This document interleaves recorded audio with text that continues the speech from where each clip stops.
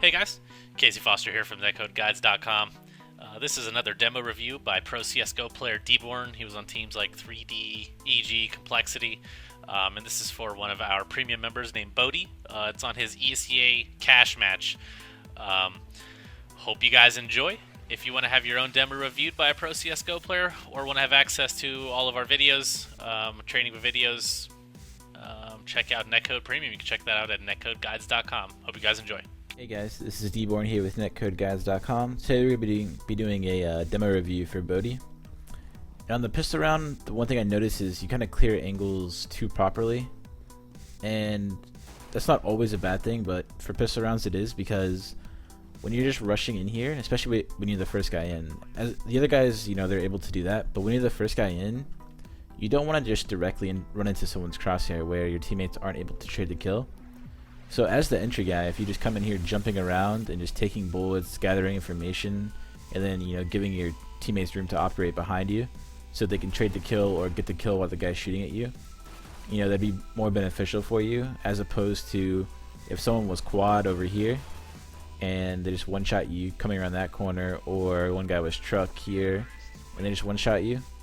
Your teammates have no chance to really trade those kills, and all of a sudden those guys are like instantly switching their targets to the next guy, as opposed to you just taking bullets. What I noticed on this round here is you seem to understand the concept that shoulder peeking is good, instead of just, you know, peeking out the angles. But as you can see here, you don't necessarily shoulder peek correctly. It's more of like, by the time you do end up shoulder peeking this, you have already peeked, you know, this guy here. Like, you're already exposed to this guy here when you're trying to shoulder peek him. And maybe that's due to some type of map awareness, not being too familiar with cache. But if you can be like a little more safer about it, you can stay alive a lot longer. This round here, you do a good job sneaking up middle, you know, avoiding the guy in connector. But when you shoot the guy lane up here, you're gonna shoot a burst instead of single tapping. And as you can see, like, your recoil doesn't have a chance to reset before he like reacts to it. So instead of bursting like that, if you would just single tap at that distance to where at least you eventually aim punch him. But what it also does is it gives you a lot more margin for error, because with the way the recoil resets, once you burst twice, while it's resetting, this guy's, you know, turning around and shooting at you, as you saw.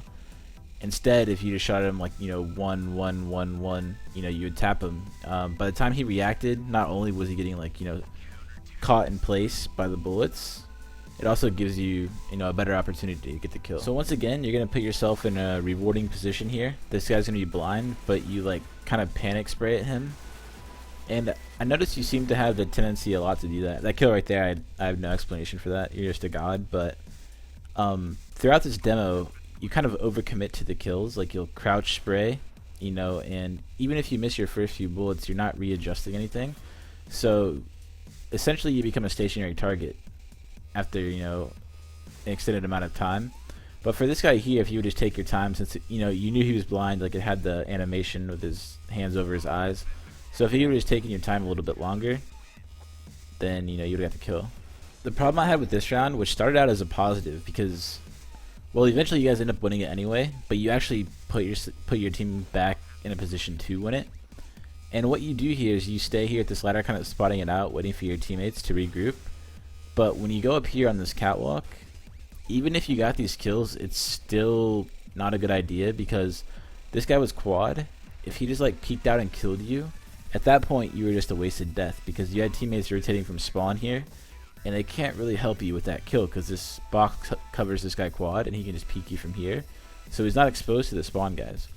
So if you would have retaken with your team down below somewhere here, or and you guys all went site, or you kind of like hovered around the site, you know, you gave your teammates a chance to get close to you, to where if you did get killed, they would be able to trade the kill. Stick with the theme last round of with you like putting yourself on an island where your teammates aren't in positions to trade kills off your death.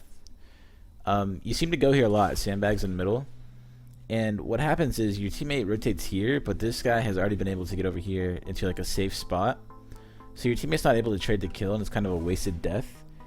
And I think you'd be better off coordinating, you know, more with your teammates. And like I said earlier, it might just be like you're not too familiar with the map, but you seem to kind of grasp the concept of, like I said, shoulder peeking earlier, and here when the last round when you waited for your teammates to take the site, So if you can kind of just fine tune that stuff, I think you'll be a better player.